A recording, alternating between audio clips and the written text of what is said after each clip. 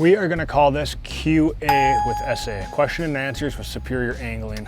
We'll just stick with that until we find a better term or brand for what we're going to do here. We get a lot of questions throughout the year, but a lot right now, especially on Lake Superior, where the majority of our content is. We film a lot on Lake Superior, especially in June, July, August, September. Like Lake Superior is probably 70% of our content throughout those months, just because it's so captivating and the potential is unlimited. And I really want to see a 60-pound lake trout this year. So you're going to see a lot of stuff on Lake Superior. With that being said, there's a lot of people who have a lot of questions on Lake Superior fishing, whether it's trout, salmon, whatever.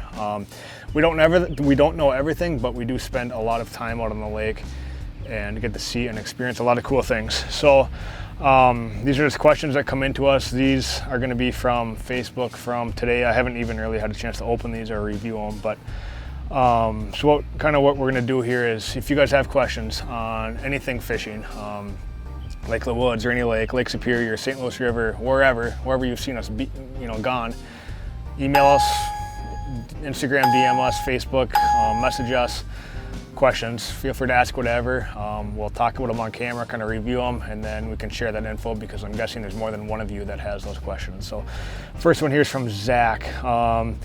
Hey guys, over from Washburn, never really had a big boat, never got to fish deep the whole time he's growing up, but now he's got his own boat with downriggers and is planning a run up by Superior after 4th of July. Any advice would be awesome.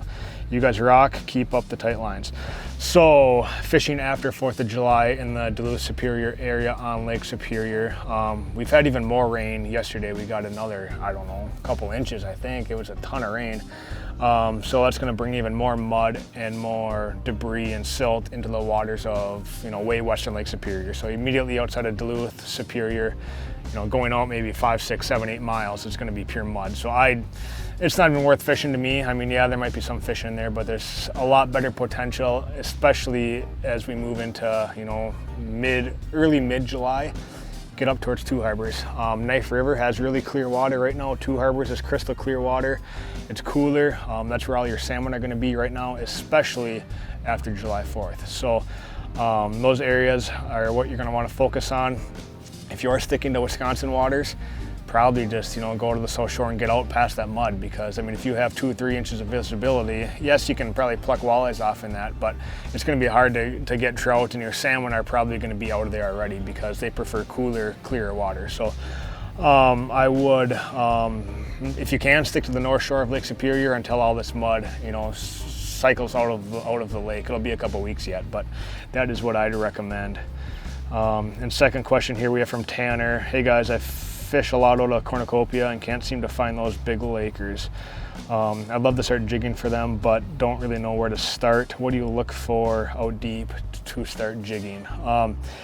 You have to fish structure. If you're gonna jig, you have to fish structure. You can troll for lake trout when you're not on any structure, but the jig farm, there's gotta be something holding those fish. So you're not just gonna go out and 300 or 100, 200 feet of water and just aimlessly start jigging. Yeah, you might pluck a couple off, but your success is going to be very limited. So you have to find structure. Rock piles, reefs, shoreline breaks will hold fish. You have to find structure. So in the cornucopia area, the Apostle Islands, there's a lot of good structure out there. Shorelines off those islands are going to hold fish, but you have to find structure. And it's kind of my thing is, a lot of my biggest fish out of the lake has come in, water less than 100 feet. So there are times where you do want to fish deep, especially when the water is really cold.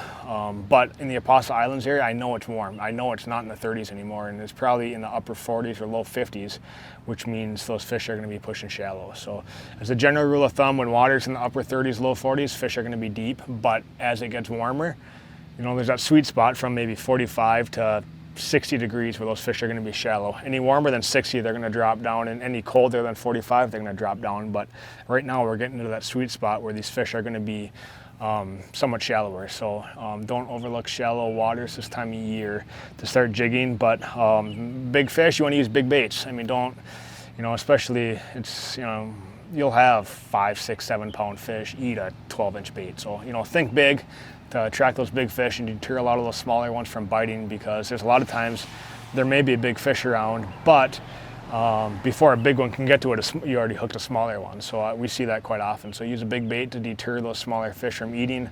I don't think you're going to catch less fish in a day because of it. It's, you know, it certainly works, and our last week's video was certainly a testament to that. So, you know, big baits, structure, you got to have structure. Use your graph, utilize your electronics, drive around. If we're going to jig something, we always drive, and, you know, you might drive for an hour and a half before you start jigging, just to locate fish, locate structure, find those rocks that they're going to be holding in. So that's kind of what I'd have to recommend. So thank you guys for the questions. If you guys, you know, anyone else out there, fire away at us. Again, we don't know everything, but we can speak from a lot of experience out on the lake. We get to do and see a lot of cool things out there. So thank you guys. We'll talk to you later.